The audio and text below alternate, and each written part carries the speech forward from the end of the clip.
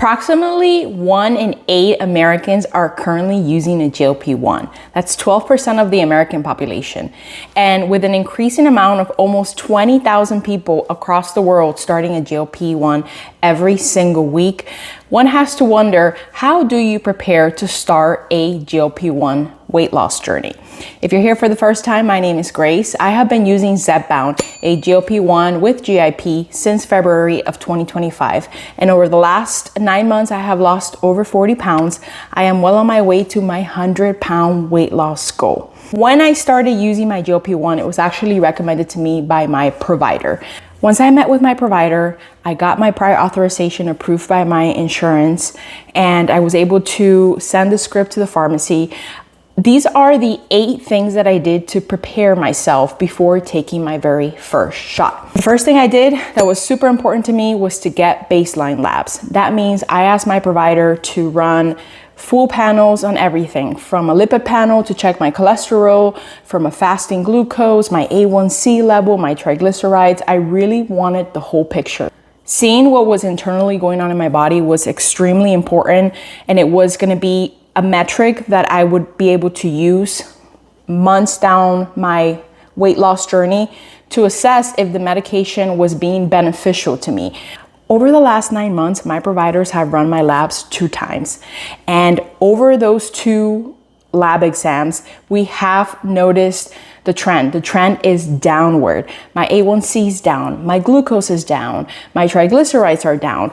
My cholesterol is down. We're still working on my LDL, but we are making progress in the right direction, which is down. I know how vital that data is now, and I am so grateful that I got those labs done. There are a lot of telehealth companies out there that are willing to sign the script, but they are not running any sort of lab work on patients.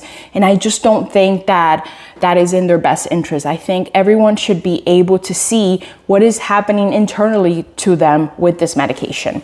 The second thing that I did to prepare for my GLP-1 medication was to simply skip all the extra supplements. The market is saturated on things that you should take. Use this electrolyte, you really need this particular magnesium, so forth and so on. At the very beginning of my journey, I did not worry about any of that. I also didn't have the financial resources to go out and stock up on all the extra supplements that were being sold to me. I knew I only needed my Zepbound prescription and any other medication that had been prescribed to me by my provider. This is also a really good time to mention, I am not a doctor. This is not medical advice. I'm simply sharing my experience and how I prepared before I started my GLP-1 journey. The third thing that I did to prepare before starting my GLP-1 was decide the best time for me to take my shot, specifically related to fatigue. One of the most well-known side effects of GLP-1 medications like Wegovy and Zepbound is you might get fatigued. Some people get a boost of energy, but a lot of us actually become very tired once we take our shot, especially those first 2 days. So I knew that it would probably be in my best interest as a classroom teacher to plan for my shot Friday night or even Saturday morning so that I could have, the maximum side effects over the weekend where I had some downtime and I could rest and I could manage those side effects and not let them affect me at work. Over time, I could actually adjust my shot day and I could move it around if my side effects were not extreme or severe and I really wanted the better side effects that we want, like that appetite suppression over the week, say Monday through Friday when I am in a classroom and I am being tempted by candy, cookies and brownies, I could make those decisions later. But at the very beginning, I knew it was important to decide a day and time that I could allow myself rest. The fourth thing that I did was to learn all of the injection sites. Injection sites matters. Every single injection site can have different reactions. You could experience more weight loss or less weight loss. These are patterns that you will figure out over time. In my head, I knew if I didn't try the other sides, I would never know, hey, do I get more suppression in my arm or do I get less, injection site reaction if I injected my thigh? Those are things that I figured out because I learned all of the injection sites and gave them all an equal opportunity. The fifth thing that I did before I started my GLP-1 was to make an Excel sheet to track all of the information related to my shot. So things like my starting weight, my injection site, the dose that I used, any side effects or site reactions that I had. And then as I continued to log that every single week, I would log in the weight for that week. And over time, it didn't take very long, maybe 3-4 months in, I could tell patterns. Like if I injected in the left side of my body, I actually lost more weight than if I injected on the right. I had less reactions if I injected in my stomach than if I injected in my thighs. It felt to me like the food noise was a little louder if I injected in my arms. So none of these things are medically proven, but because I tracked all of that information related to my injection, it was really helpful for me, in my experience, to figure out these patterns and occurrences as my GLP-1 journey went along. The sixth way that I prepare for starting my GLP-1 journey was to make sure that I had high protein foods readily available in my pantry and in my fridge. And by these foods, I mean things like eggs, cottage cheese, chicken breast, canned tuna, protein shakes. I knew that my appetite would be suppressed, and I wasn't sure if, based on the side effects like nausea or diarrhea or fatigue, if I would be able to tolerate much. So I wanted to make sure that when I was able to eat, that I would continue to fuel my body with nutrient dense foods that were high in protein, that would allow my body to focus on losing fat, but not losing muscle. So often, we see a lot of people having a lot of rapid weight loss, and some of that is attributed to the fact that they're just not eating because their appetite is so suppressed, they're not hungry. But the reality is, in any weight loss journey, if you don't eat, it's going to affect your muscle mass over time, and we want to preserve our muscle.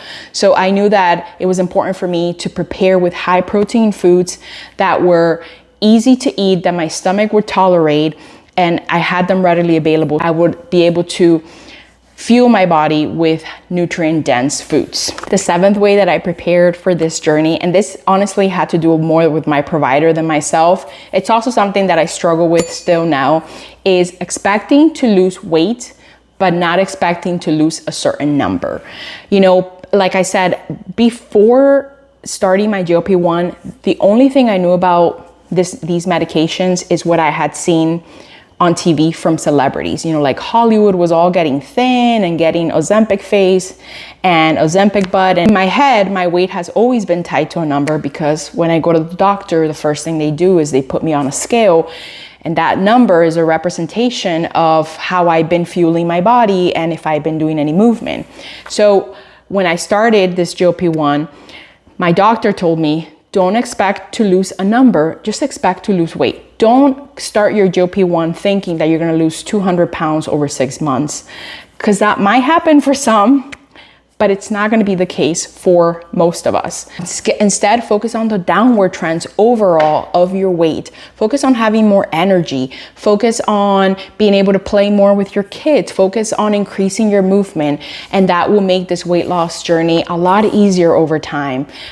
If I am guilty of focusing a lot of my energy on the number on the scale, that has been detrimental to me. And over time, I have gotten a little further away from that. It is important for me, and it still matters to me when I do not lose weight. But over time, I have let go of the scale a little bit more. It is still a priority, but it's not the only priority that I am using as a metric to determine how this weight loss journey is going for me. The last thing that I did to prepare for my weight loss journey on a GLP-1 is something that I actually didn't do at the very beginning. I didn't do until 6 months in, was to get a DEXA scan. Now, this is a little bit more pricey.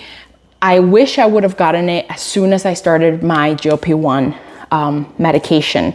Like lab work, a DEXA scan and an InBody scan, they give you data about what's going on the inside, things like your lean muscle mass and your visceral fat and body fat overall, your bone density. Those are metrics that would be so valuable over the course of this journey. When I I'm struggling with the number on the scale going down, I could focus on that internal data and seeing the progress in those areas. It would show me that the medication is still very much beneficial to me. It's doing the work that it needs to do, and I am also doing the work and moving in the downward trend of weight loss that I am seeking. So those are my 8 tips or things that I did before I started my GLP-1 and preparation for this health and wellness journey. I hope that you found those helpful. If there is something that you did before you started your GLP-1, even if it was not right at the beginning, but a few months in, will you tell me in the comment if it's something I didn't mention? I know that as some of us are getting ready to start a GLP-1 medication, you know, all of this information could be helpful and valuable. Thanks for joining me today. If you haven't already subscribed, join me, hit the like button, and if you would like to hype this video, I would love that. I hope you guys are having an amazing week. I will see you in the next one. Let's keep losing, friends. Bye.